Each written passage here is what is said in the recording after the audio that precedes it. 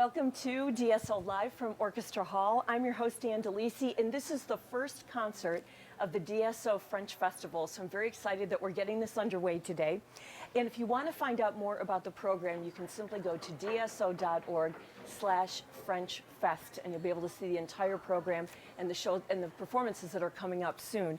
But to get us ready for today's performances, I have a guest, and her name is Lena Leson, and she is a music and dance scholar, and she's going to get us ready as we talk about Ravel. Absolutely. And so we really couldn't do a French festival without the music of Ravel. So I wanted you to talk a little bit about him so we get to know this composer as we get to listen to his music today. Absolutely, it's my pleasure.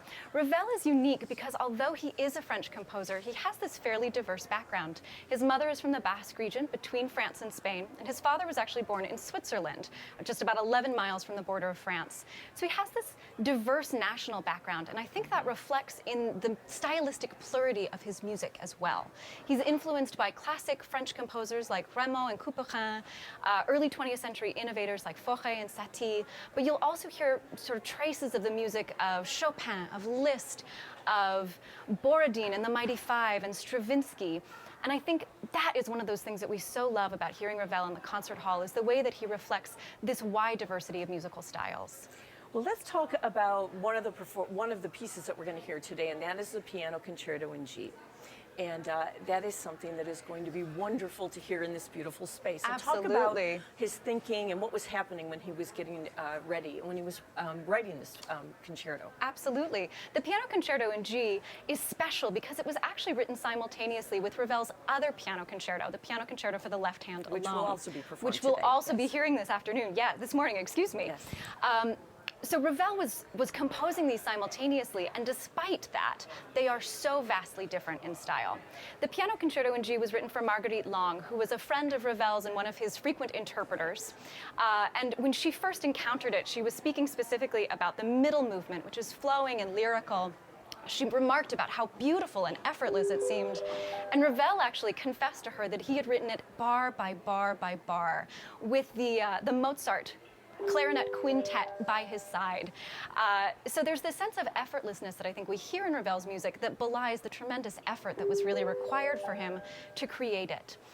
The Piano Concerto in G is written in 3 movements, and the exterior movements will give you a wonderful sense of the music of Igor Stravinsky as well as George Gershwin, who was an influence here. Let's quickly talk about the influence of jazz in Absolutely, his music. So he yes. was greatly influenced by jazz, certainly by the United States, and heard a lot of it in Paris. Definitely. Ravel actually came to the United States in 1928 for a concert tour, and one of the places that he stopped in was Detroit. And actually, the Minuet Antique, which we'll be hearing this morning, as well as the Pavane pour un enfant défunt, are both works that he played while he was here in the United States. But long before Ravel came to the US in 1928, Paris was infused with this sense of jazz. Right. And jazz was brought to Paris by the 369th Harlem Infantry Regiment Band. They were called the Harlem Hellfighters. It was an African-American military band that was led by James Reese Europe, who is an influential band director of the period. And they played all over France, sort of sparking this excitement about ragtime and early jazz that was continued when a number of Americans stayed in Paris after the First World War. And we know particularly Sidney Bechet, the clarinetist and the saxophonist, as well as the dancer Josephine Baker, who stayed in France and influenced not only generations of French jazz musicians, but also a number of classical composers, including Milhaud and certainly Ravel.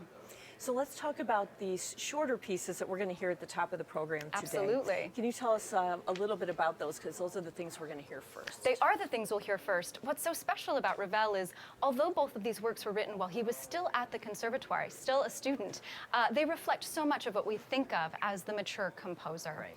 Both works were written for the piano and then later orchestrated, which is typical of Ravel's working process. Both works were actually performed. They were premiered by his good friend and fellow conservatory student, Ricardo Viñas, who was an important 20th century pianist. Both works obviously speak to Ravel's interest in dance, the minuet, of course, and the pavane. the minuet being a French social dance, and the pavane associated with Italy and Spain in the 16th and 17th centuries. And the pavane, I think, also speaks to Ravel's interest in Spain.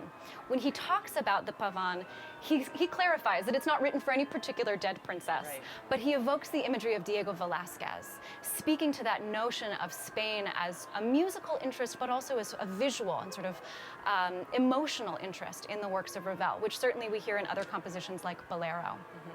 Let's talk about the way he was defined that he wasn't too appreciative of. Absolutely. Both Ravel and Debussy are often called impressionists. It's a label that these early 20th century composers really struggled with because although there is a musical quality that might remind you of Monet or Manet, this sort of wash of beautiful orchestral color, in fact, Ravel in particular was very particular about his working process.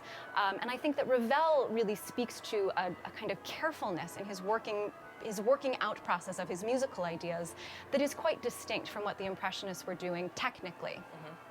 Well, Lena, Leson, you have shed some great light on what we're going to Thank hear you. today, and we'll have you back later. Wonderful. But we have an amazing program. As we mentioned earlier, we're getting this French festival underway, which is very, very exciting here at Orchestra Hall. We're going to see you at intermission, so you will be back. In the meantime, we would like for you to enjoy the first half of Maurice Ravel's music with our pianist Jean-Afflin Bavouzet and Leonard Slacken, and of course, the DSO. Thank you for watching.